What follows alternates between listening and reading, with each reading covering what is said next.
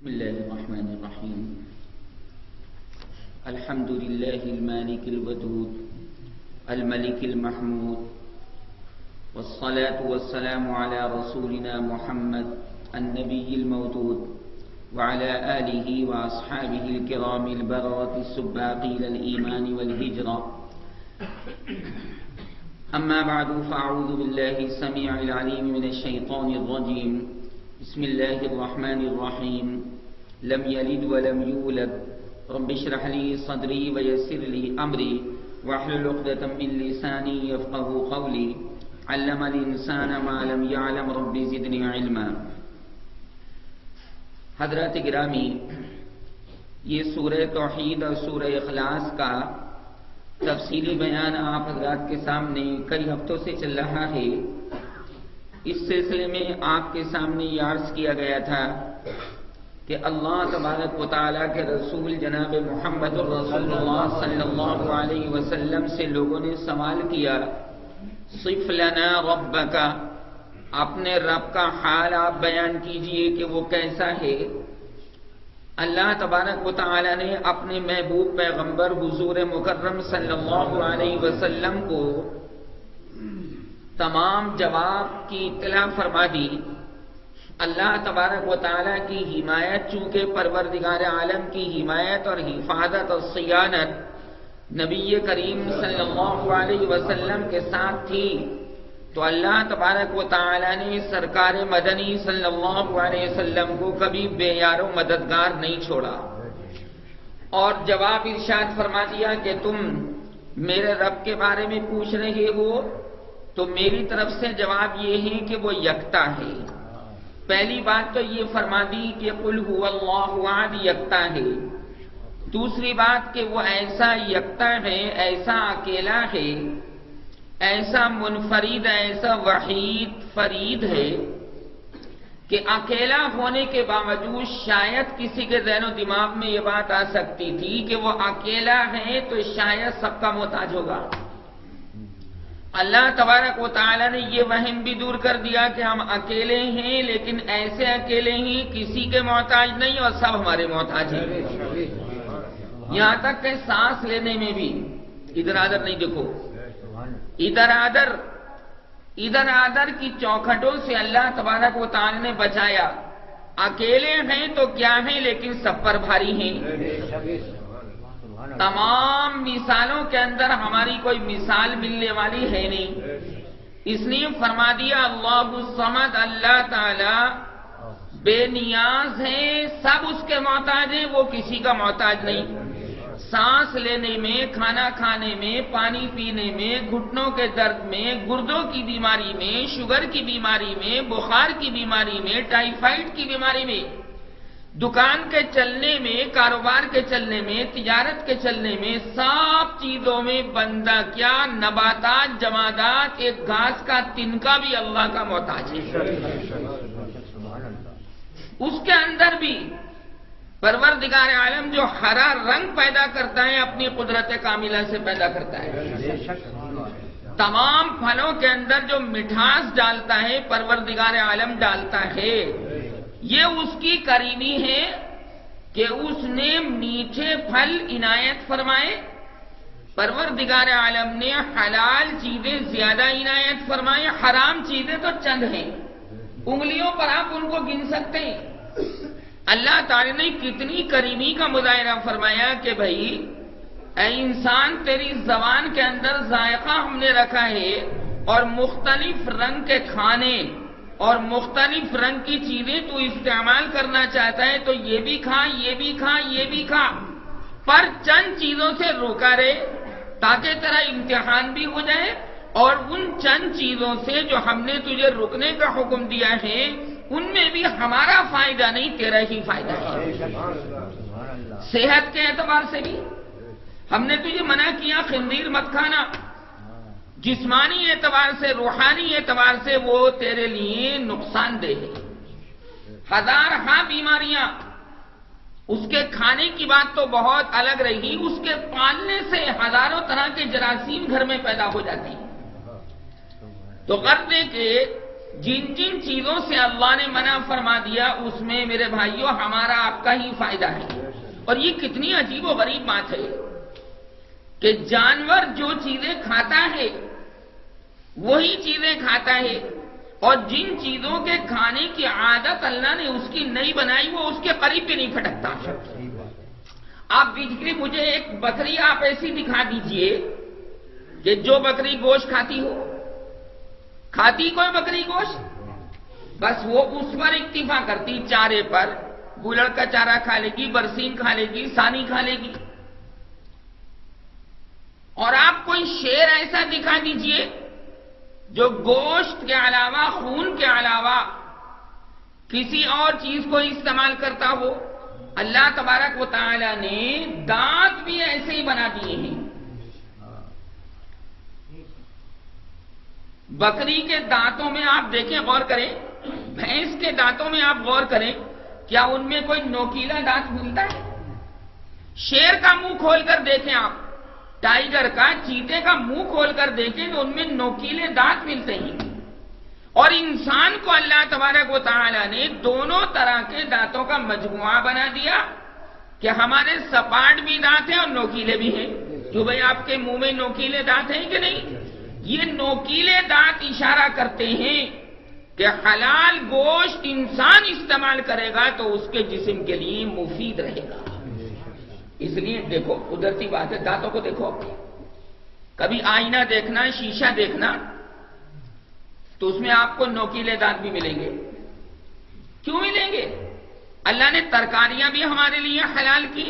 شلجم ہے، ساگ ہے، بھنڈی ہے، ترئی ہے، اور بہت سی ترکاریاں ہیں.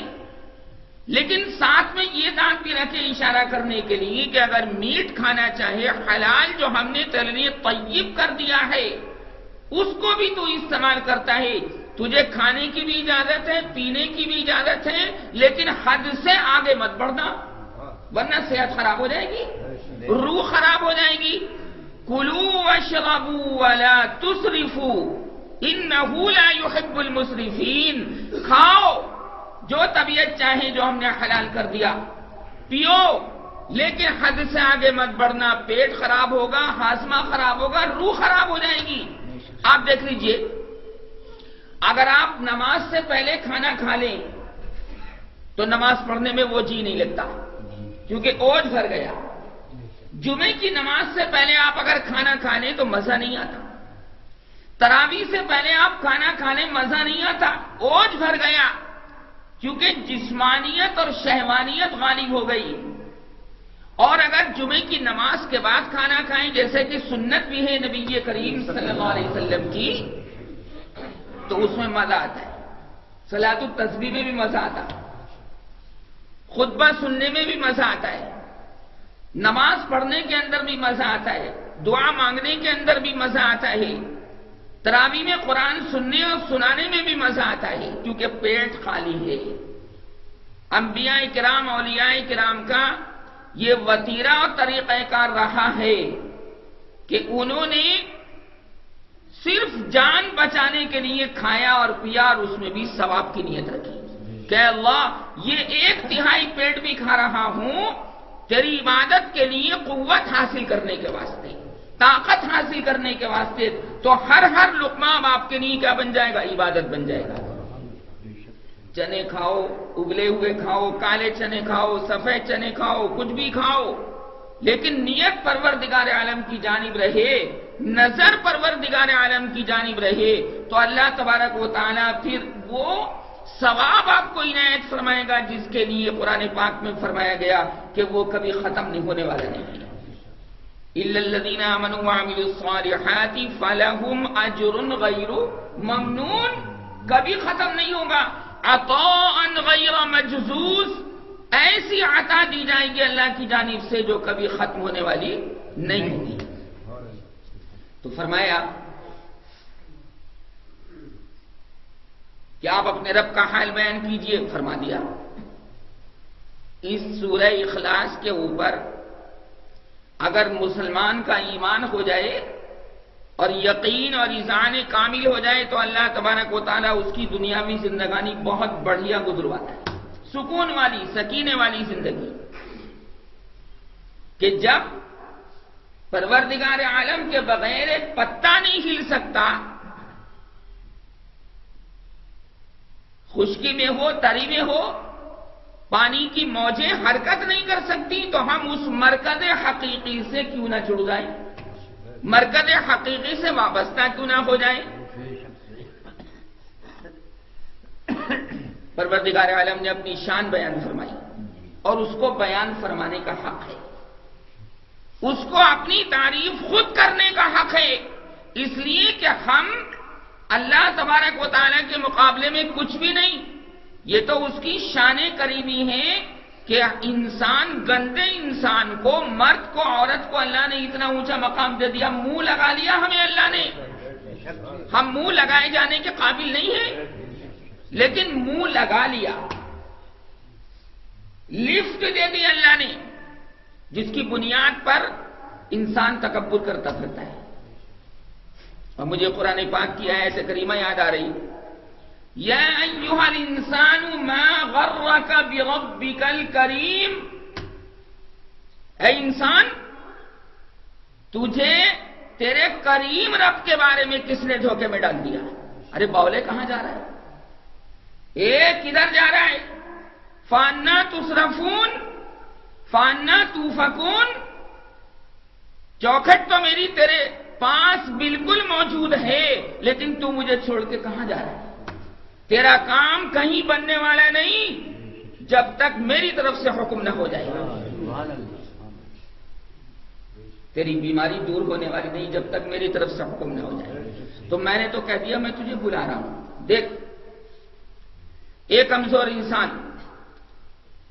میرا تیرا کوئی مقابلہ نہیں، ساری طاقتوں کا سر چشمہ اللہ کی ذات، اور ساری کمزوریاں انسان کے اندر۔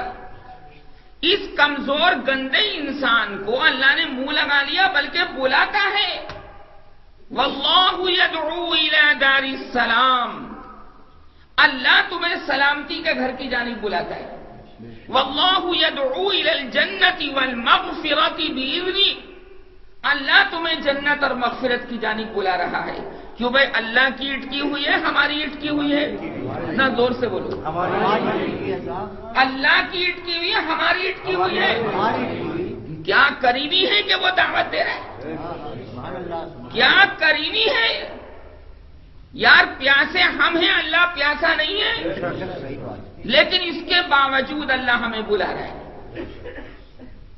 ہم بلاتے پروردگار کو، ہمارے اندر ہر طرح کی کمزوری، وخلق الانسان ضعیفا، لیکن اس کے باوجود، اور یہ میں اندر کی بات آپ کو بتا رہا ہوں کہ یہ سب صدقہ ہے نبی کریم صلی اللہ علیہ وسلم کا، قسم بخدا گنبد خضرا کے مکین کا صدقہ ہے، یہ آمنہ کے در یتیم کا صدقہ ہے کہ اللہ نے ہمیں منہ لگا لیا، کیونکہ اللہ نے میرے سرکار کو انسان بنایا، بشر بنایا۔ ظاہری طور سے آپ کا جسم بشر، اندر سے آپ ہر طرح نور، میرے سرکار کی نس نس کے اندر نور۔ توجہ چاہوں گا، نس نس میں خون کی ایک ایک بوند کے اندر نور، کہ فرشتے بھی اس کو اٹھانے کے لیے تیار ہو جائیں۔ ایک جنگ کے موقع پر، غزوہ احد کے موقع پر، جب بھگدڑ مچ گئی میدان کے اندر، جب بھگدڑ مچ گئی میدان کے اندر، اور کفار اور مشرکین نے دوسرے مرحلے کے اندر تیر پر تیر چلائے، پہلے مرحلے میں مسلمان جیت گئے۔ سرکار نے فرمایا تھا کہ اس پہاڑی کو چھوڑ کر مت جانا، 50 صحابہ کو اس پہاڑی کے اوپر آپ نے متعین فرمایا تھا۔ آج بھی آپ اگر میدان احد میں گئے ہوں، حج کرنے والے، عمرہ کرنے والے، تو وہ پہاڑی آج بھی موجود ہے، آج بھی احد کے دامن کے اندر وہ پہاڑی موجود ہے۔ سرکار نے فرمایا، عبداللہ ابن جبیر کو امیر بنایا ان 50 صحابہ کا، اور فرمایا غلبنا او نصرنا، ہم ہاریں یا جیتیں، دونوں شکل کے اندر تم اس پہاڑی کو مت چھوڑنا، کیونکہ